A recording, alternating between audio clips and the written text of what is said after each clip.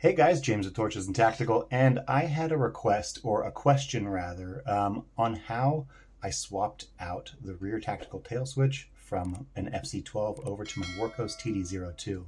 That was from Abel Castellanos. So Abel, I just wanted to let you know that these are my bread and butter, my go-to tool. To be honest, I wish I had a part number, but these are some sort of hobby class snap ring pliers almost.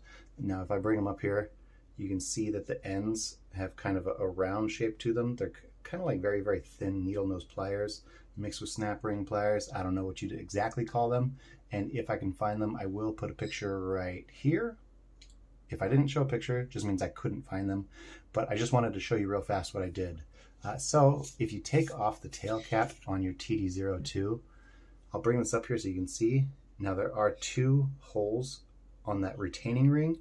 And just real fast, what you can do is you can line up these holes with your pliers. And then, there you go. And then simply turn it counterclockwise. And that will break it free. So let me go ahead and take this one out just so I can show you guys the guts or internals of this switch. So once that's unthreaded, there we go. Here's a standoff plate just so it stands the correct thickness. We'll go ahead and leave that in there for now. And this right here, this is the actual switch inside the TD02. Now, so the thing is this one is a forward clicky, so you have to engage it all the way, and then when you release, that's when the light comes on. However, from the Workhorse FC12, this one has a reverse clicky. So if we do the same thing and go ahead and get those pliers inside there. There we go. Get those pliers inside and go reverse or counterclockwise rather. We can take out that retaining ring, and then that is going to release. There we go. Now the one in the FC12, I don't want to mix these up just so I can reutilize them, but here is the reverse clicky. So now this gives you a momentary, so when you do like a half press or just before it actually engages, you'll actually get light out of your TD02 or whatever light has that particular switch.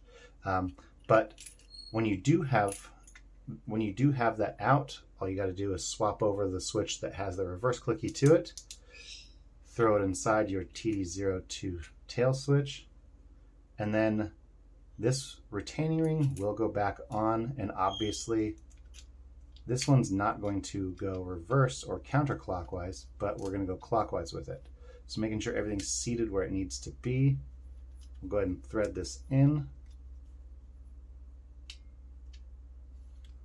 Almost there.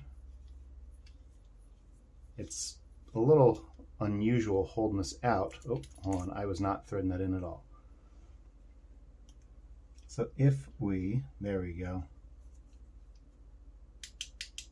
Yep, now we're cooking with gas.